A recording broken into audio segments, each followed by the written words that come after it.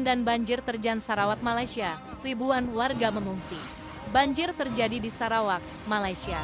Ribuan warga pun mengungsi akibat rumahnya terendam banjir. Dilansir Bernama dan The Star, Minggu tanggal 28 Mei tahun 2024, jumlah pengungsi banjir di Sarawak mencapai 1.497 orang dari 392 keluarga per pukul 8 waktu setempat hari ini.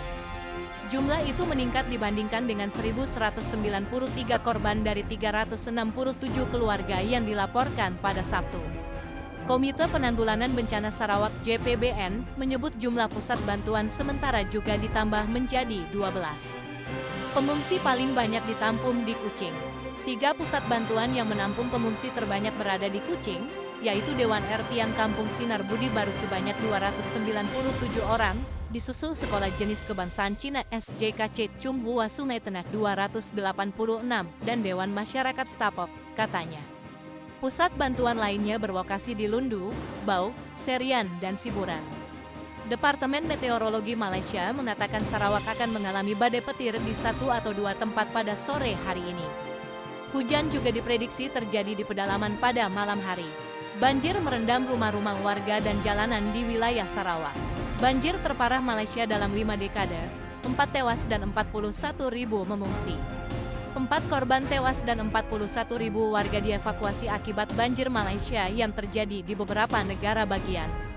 Pejabat Malaysia mengatakan banjir terjadi akibat hujan lebat yang berlangsung berhari-hari. Melansir AFP, media lokal dan postingan media sosial menunjukkan jalan, mobil, dan rumah yang terendam air serta deretan toko yang tutup di daerah yang terkena dampak, terutama di negara bagian selatan Johor.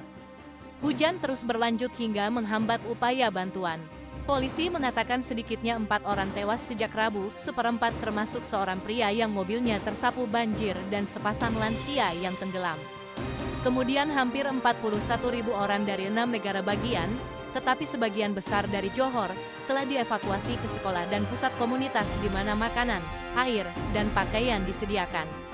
Di kota Yompeng, Johor, sebuah keluarga dengan anak-anak mengarungi air berwarna kecoklatan dengan ketinggian di atas lutut.